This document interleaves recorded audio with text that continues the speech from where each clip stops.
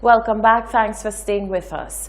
A call is being made to ensure that the island's health sector is in peak condition in order to attend to the booming tourism sector and the rest of the populace, respectively.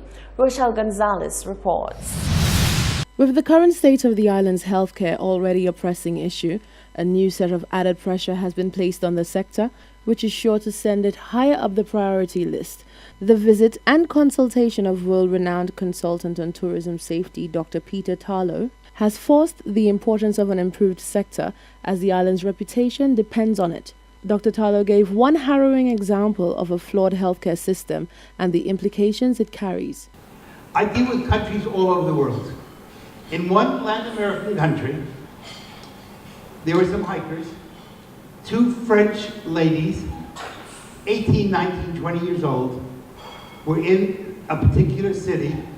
They got stabbed. They were taken to the hospital, and the hospital said, if you don't have $10,000 on your credit card, which I can show you most 18-year-olds don't, and that US dollars, if you don't have $10,000 in your credit card, we're not going to deal with you. They bled to death on the floor of the hospital. That's unacceptable. And that's a form of tourism security. Dr. Tarlow said small tourism destinations like St. Lucia cannot afford to have incidents of this nature. He said if the island does not show more interest in taking care of its visitors, then another destination will. The word hospitality is related to what other word? Hospital. Why? Because both come from the Latin root, meaning to take care of. A hospital should take care of your body, and hospitality should take care of your soul. That means that we're there so when the person goes home, they don't feel more stressed, they feel less stressed. We've done everything possible to make their life as safe and secure as it can ever be. Executive Director of the Bay Gardens Resort, Sanovnik Destang, who is also the immediate past president of the St. Lucia Hotel and Tourism Association, said where tourism is concerned, the healthcare aspect of the sector is usually an afterthought. That's something that we really don't think about when we think of safety and security. But he gave examples of hospitals, of situations in other destinations where people have visited hospitals, visitors that is, and because they did not have sufficient credits on their credit card, they were not able to get service, and as a result literally died and bled out on the floor. These are sort of things that of course we could never fathom happening in St. Lucia, but it does mean that we need to pay attention as well to our health system to make sure that it's ready obviously for our populace, for locals, but also for visitors as well, because they don't have a very long time frame on island. Dr. Tarlow is on a week-long consultancy stint financed by the SLHTA. Reporting for Hot 7 News, I'm Rochelle Gonzalez. Thank you, Rochelle. Sweet St. Lucian jazz, synonymous with melodious beats, great atmosphere and stellar performances, has been put under the microscope by members of the opposition. A thorough dissection was carried out on the recently held event as members of the opposition gathered for a press conference on Thursday. They say it's not about how much the event costs, but how wisely the monies were spent. Solange Alfred reports. Did you enjoy this year's execution of St. Lucia Jazz and Arts? The general consensus is the event, which was low-key, did not attract a large crowd. For their part, the government of St. Lucia did indicate a new approach would be taken with the event, one that lent itself to a more intimate setting. This approach has been picked apart by members of the opposition. Leader of the opposition, Philip J. Pierre, says blame as to the decline of the event can only be cast in one direction. It's so obvious. It's almost in a coma. it's in a coma, I mean, to revive it. We have jazz in a coma. When you get in the government, you have to put it in the intensive care unit, take it back out. You can see for yourself, you know. What I'm saying is, I heard somebody say that St. Lucians were the cause of jazz. I mean, what's that? That St. Lucians are the cause why jazz wasn't successful. I mean, you ever heard that kind of thing? The Prime Minister himself told the whole world, and at the time he said it, I'm on record as saying to the Prime Minister, your words are policy. If you check the records, you'll find I said so. I said, Prime Minister, your words are policy. Be careful what you say.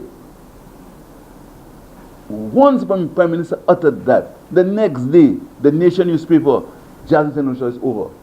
Pierre calculates, although the $4 million budget was noticeably smaller than past years, in his opinion, it was a complete waste of an allocation for an event which he says mainly benefited large hotels. A simple calculation, why $4 million was wasted. $11 million to stage a festival, minus 2.4, how much is that? 8.6. Subtract from that $20 million, how much is that? Surplus. What's the surplus? I don't have none. You don't see yourself. Plus the visitors who come and we have, and that's not absorbed in the figures. With more Caribbean islands getting on the train that is jazz tourism, members of the opposition insist that St. Lucia has been done a disservice by the current administration to the brand of St. Lucia Jazz and Arts, which was already internationally revered. Now opposition members say the event is truly dead. However, the promise of a revitalized effort was given if the party is to come into power. Reporting for Hot 7 News, I am Solange Alfred. Businesses within the city of Castries are being advised against placing signs on sidewalks, creating a hazard for pedestrians, especially those with disabilities. While these signs are placed daily by business houses to attract customers, the Office of the Mayor says it has received numerous complaints regarding the placement of the business signs on the sidewalks in the public right-of-way. The Criminal Code Chapter 3.01 of the Revised Laws of St. Lucia 2013 states, Section 493, things for sale projecting into or over the footway in city or town. It states a person who places, hangs up, or exposes for sale in any city or town any goods, wares, merchandise, matter or thing whatsoever that projects into or over any footway or beyond the line of any house, shop or building at which the same is or are exposed so as to obstruct or inconvenience the passage of any person is liable on summary conviction to a fine of $1,000. Castries Mayor Peterson Francis says that the signs are not simply an aesthetic concern, but also create problems for people with disabilities who must navigate around them.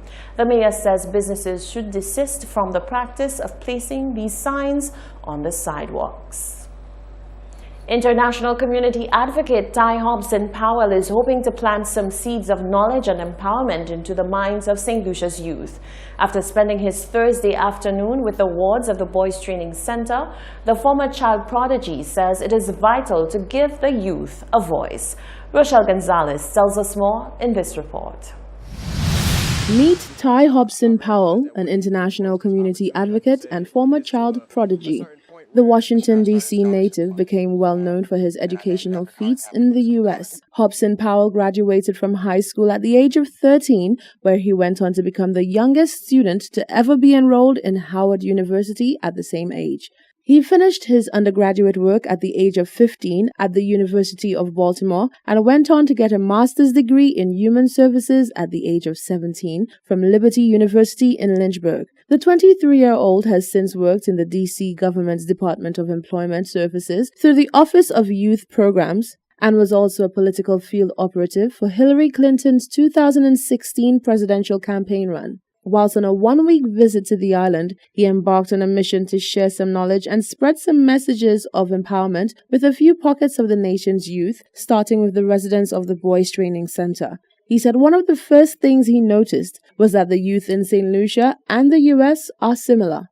I think that the youth here are just like the youth in America, to be honest. That what I gathered from being in that youth center is that although we are some miles apart, a body of water apart, there is the same struggles experienced, the same adverse childhood experiences that are experienced here can be parallel to the things that are happening in Washington, D.C., and New York City, and Chicago.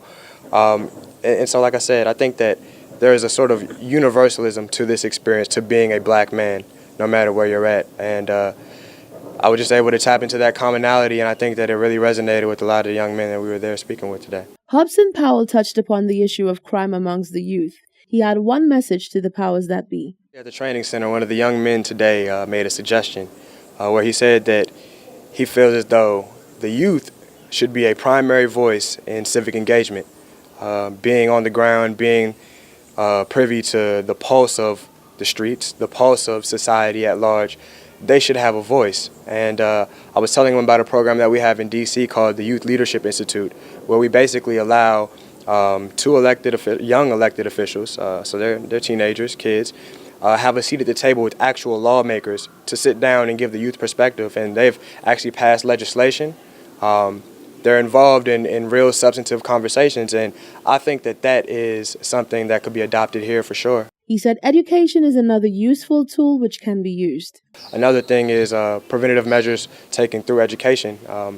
Just looking at the idea that poverty is the root of all evil, and poverty, while an economic condition, is also a mental condition. Those that are mentally impoverished will never be able to translate into material wealth. And so I think that we can start there by really just educating and emphasizing character development at a very early age, because to the extent that teachers are exposed to kids on average during the week about the same time that a parent would be exposed to them, what we have is a unique opportunity to really enrich these kids with meaningful lessons about how to be members of society. Although Hobson Powell is due to leave the island on Sunday, he will be making one more stop to the St. Mary's College on Friday. Reporting for Hot 7 News, I'm Rochelle Gonzalez. Member of Parliament for Castries North, Stevenson King, is continuing to invest in the education of the nation's youth. On Thursday, the 9th of May, the MP visited the Mondador Combined School, where he made a personal cash donation of over $5,000 towards the school's science lab project. In a brief check presentation ceremony, King described the gesture as a worthwhile investment in support of the nation's future leaders. He also called on the students to dream big, noting that they too can one day become the next Albert Einstein or Prime Minister of St. Lucia. The parliamentary representative also toured the institution to assess the infrastructural needs. Pending a formal submission from the principal, the MP said he will work closely with the Ministry of Education and other partners to bring some much-needed upgrades to the school.